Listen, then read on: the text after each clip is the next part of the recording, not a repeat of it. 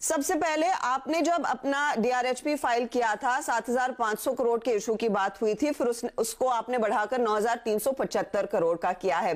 क्या इतनी ज्यादा डिमांड आपको मिली, इतना बढ़िया फीडबैक मिला कि आपको लगा ये सबसे बड़ा मौका है जितना हो सके फंड रेज किया जाए?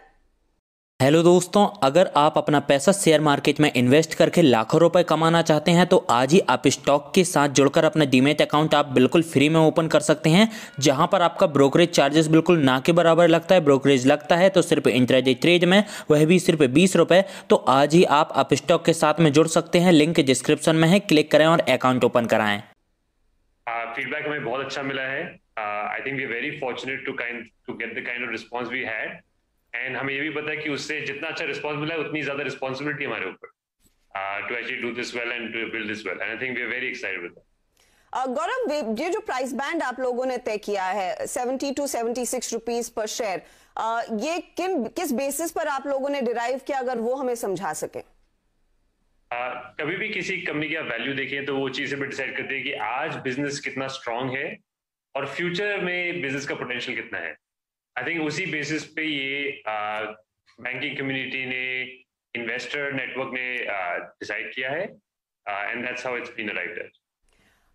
जो आप 9,375 करोड़ का इशू लेकर आए हैं, इसमें से 375 crore of course Info Edge अपना कुछ हिस्सा बेचता हुआ दिखाई देगा, लेकिन जो बचे हुए पैसे हैं 9,000 करोड़, उसका लार्जली इस्तेमाल क्या होगा, ये हमें समझाएं। और क्या आगे चलकर इन्फो एज और आपके दूसरे जो बड़े निवेशक हैं ऑन बोर्ड, जिसमें उबर है, दूसरी बड़ी कंपनियां हैं, क्या वो भी कुछ हिस्सा निकालती हुई दिखाई देंगी?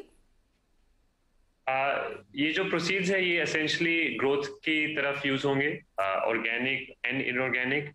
ऑर्गेनिक ग्रोथ में the things that come there are customer acquisition, building our delivery network even better, and essentially also doing some technology investments, and आगे जाके अगर हमें कुछ लगता है कि there is an important inorganic acquisition we can do which can help in our vision, so that is always an option, but ये इन्हीं चीजों में यूज होगा।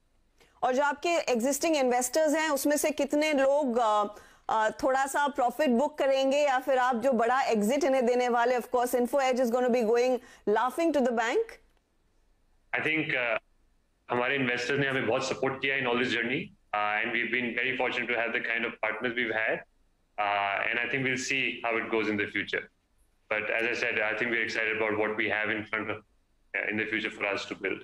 ओके, अब कंपनी का फ्यूचर कैसा है, ये इस बेसिस पर आधारित होगा कि इस समय आपके बिजनेस मॉडल में क्या कुछ बदल रहा है, क्या कुछ हो रहा है। आपका मेजॉरिटी बिजनेस रेवेन्यूज का 85 to 90% डिलीवरी बिजनेस से आता है। ऑन ग्राउंड कितनी ग्रोथ देखने को मिली है, ये हमें समझा सके। डाइन आउट बिजनेस के लिए क्या अपॉर्चुनिटीज आगे देखने को मिलेंगी, क्योंकि इस समय डाइन आउट में कुछ हो नहीं रहा है, कंसिडरिंग लॉकडाउन के बीचों बीच है, रेस्टोरेंट्स उतना काम नहीं कर रहे हैं। क्या फ्यूचर प्रोजेक्शंस आप इस समय जहन में रख रहे हैं जब आप बिजनेस की ग्रोथ के बारे में सोचते हैं? I think we are building the food delivery business, we are building the dining out business, and we also have a raw material supply business called Hyperpure. ये तीन बहुत important parts हैं हमारे business के, and we continue to build each one of these. And I think at the core of this, restaurants are the most important. I think restaurant industry has gone through a tough time over the last 2 years, but they've actually come out so well in making sure customers get the service safely, even in these difficult times.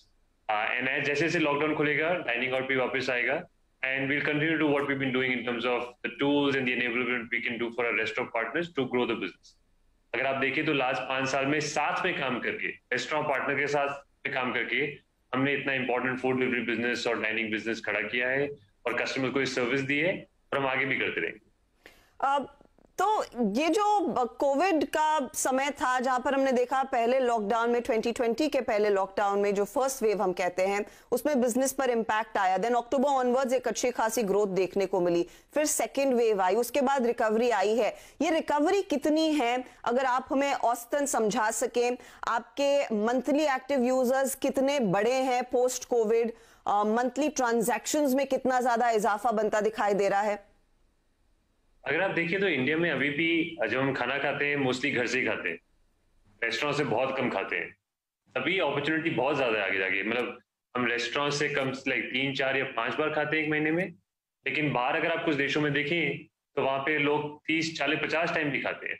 तो हमारा Endeavour ये है कि हम restaurant industry के साथ काम करें और ऐसा खाना दें जो उतना ही अच्छा हो क्वालिटी में, उतना ही सस्ता हो और उतनी आसानी से मिल जाए जैसे घर का खाना मिल जाता है। एंड जितना वो कर पाएंगे और more and more customers will actually be able to order from restaurants और eat at restaurants. That's the endeavour. तो अगर आप पहला वेव ऑफ कोविड देखें तो ऑफ कोर्स उस टाइम बहुत स्केयर था of transmission of food surface से, but after that we realized that surface transmission fear is not there. In fact, we have delivered, हमने करोड़ों ऑर्डर डिलीवर किए in the last 1.5 साल, but not even one case of transmission of COVID through food delivery. So food delivery is safe. लोगों को समझ आया है अब ये कि surface transmission नहीं होता है, और उसके बाद हमने देखा है कि either from a need perspective और entertainment perspective लोग खाना ऑर्डर कर रहे हैं, और अब धीरे धीरे जैसे लॉकडाउन खुल रहा है लोग डाइनिंग भी करने जा रहे हैं। सो वो जो पहला वेव था कोविड का जहाँ पे लोगों ने घर का खाना वापस खाना शुरू कर दिया था because they wanted to be safe and they wanted to understand it's safe. Second wave of Covid में ऐसा नहीं है। सेकंड वेव ऑफ कोविड में हमने देखा है और उसके बाद भी अभी देख रहे हैं कि लोग ऑर्डर कर रहे हैं and they believe that food delivery is safe and now they started going for dining as well. So it's a very good sign. Gaurav, अगर कुछ नंबर्स हमारे साथ शेयर कर सके। सबसे पहले इस समय आपके प्लेटफॉर्म पर कंज्यूमर्स, यूजर्स का नंबर क्या है और उसमें कितनी ग्रोथ आप देख रहे हैं? जो आप DAU या MAU के तौर पर टेक कंपनियां मैप करती हैं इस आंकड़े को, वो क्या है, कितनी बढ़त देखने को मिलेगी? और आपने 2-3 दफा कहा रेस्टोरेंट पार्टनर्स, ये बहुत एसेंशियल हिस्सा है आपके बिजनेस के लिए। तो कितने रेस्टोरेंट्स इस समय ऑन बोर्ड है, कितने शहरों में आप हैं, कितने नए शहरों में उतरने का इरादा है? FY20 में हमारे almost 41.5 million monthly active users थे, और ये अच्छी तरह से ग्रो कर रहे हैं जैसे मैंने आपको बोला, बिकॉज अभी हम बहुत अर्ली है इस जर्नी में। जैसे मैंने बोला कि अभी 3, 4, 5 मील्स घर से आती हैं। आप खुद इमेजिन करिए अगर ये मील्स 30 या 40 हो जाए for a large number of people, तो कितना कुछ कर सकते हैं।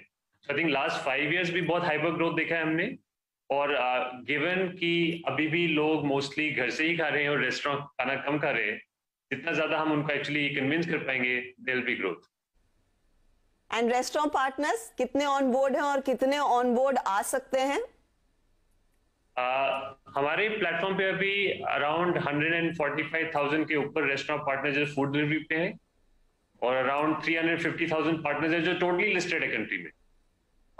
Zomato is like a food directory, food restaurant directory, and I think एक अच्छी चीज हमने और देखी है, जैसे जैसे डिमांड ग्रो की है इन द लास्ट 5 years, वैसे वैसे काफी रेस्टोरेंट्स भी खुले हैं to cater to that demand.